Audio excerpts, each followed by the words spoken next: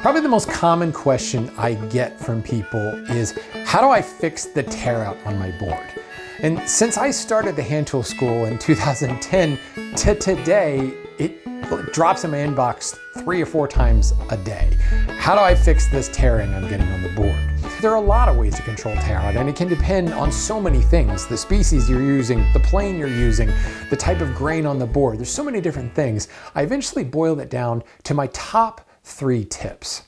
So in an effort to kind of show you what's going on in the hand tool school, what's not visible here and in the public domain in YouTube, I wanted to show you an excerpt from a lesson that I put together in the hand tool school on my top 3 ways to fix tear out. So we all know what tear out is, right? It's the nasty bits that tear out of the wood when you work against the grain, you run into a gnarly bit around a knot. It's the stuff that you're trying to clean up with a smoothing plane before you go to finish.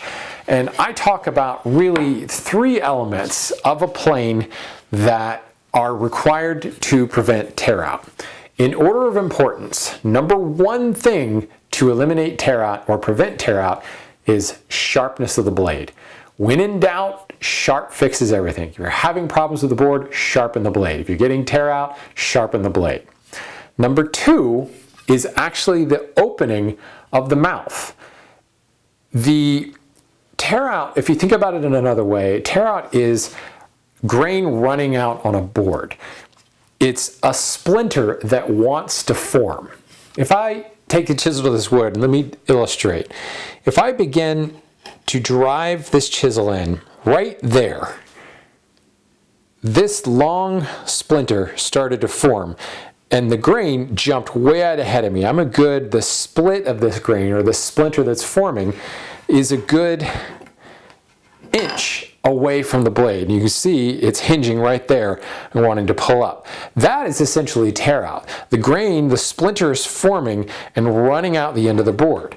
If I continue to drive this blade in here, it's going to get worse and worse and worse, and that splinter is going to drive further and further out from the board. What's left behind is kind of a ragged surface, a torn out surface. The same thing is happening with a hand plane. Because after all, a hand plane is essentially a chisel held at a fixed angle. This is a bevel down hand plane, it's a bevel down chisel held at that fixed angle, and it's cutting.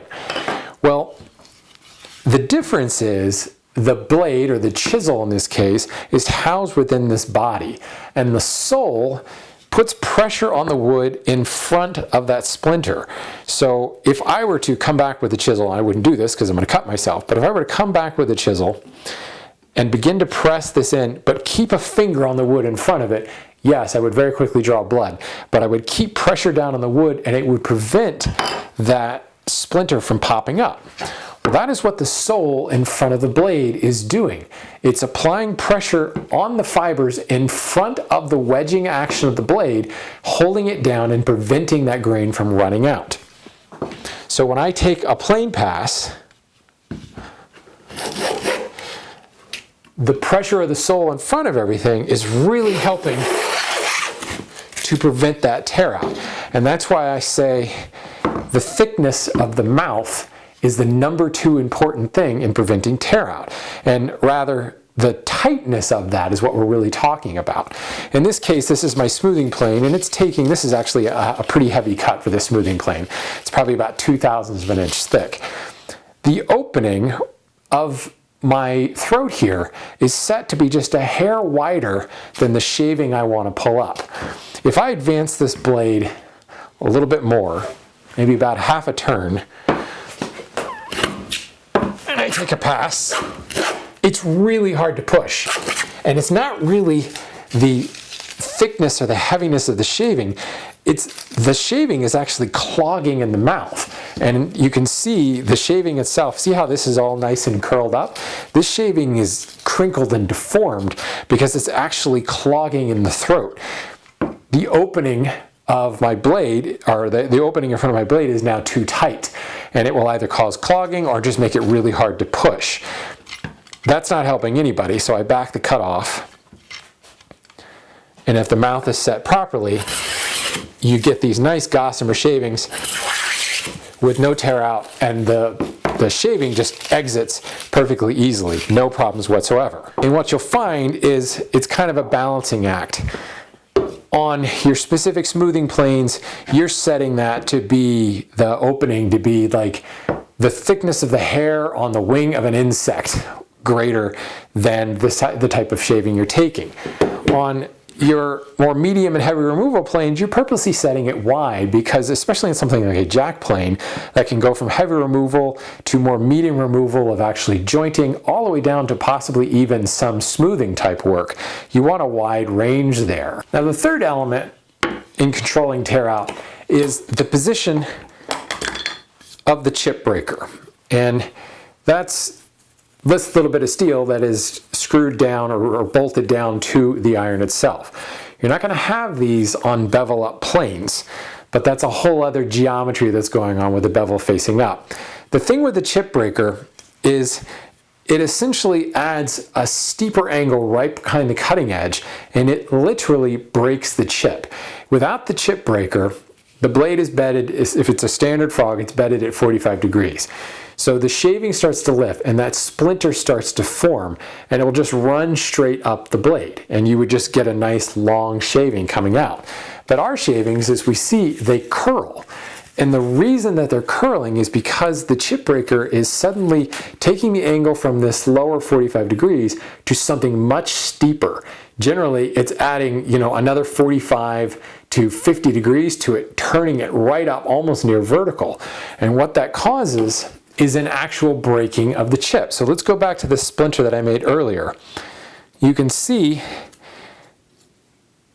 it comes out at an angle here, and then it shoots up real quick because it's broken right here. And this is what we're talking about with the chip breaker.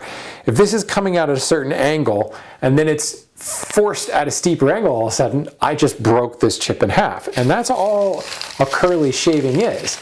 It's the angle that's suddenly forced up, and it causes the whole thing to curl. When the wood, the fibers themselves are much thinner, it's not actually breaking, but it's curling up and away off that chip breaker. And what that's doing is, when this was straight, there's a lot of leverage on the splinter to lift and tear out of the board.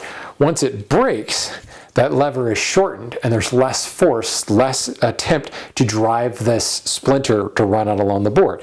As I continue to break that chip to a shorter and shorter run, there's less and less force causing this splinter to want to lift or tear out of the wood.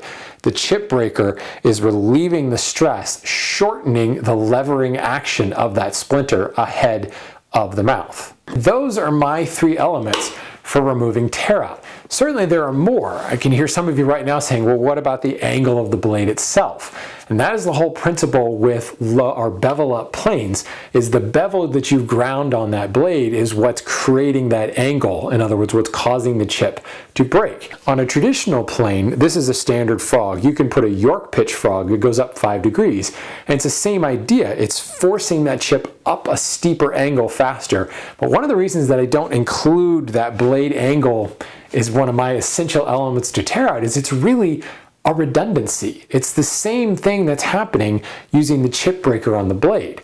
I am not really a proponent of higher angled frogs.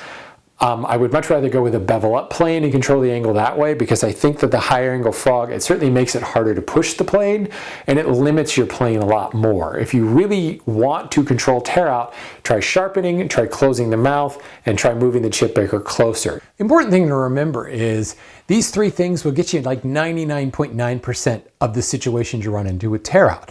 And sometimes combining all three of them is what's necessary to eliminate the tear out.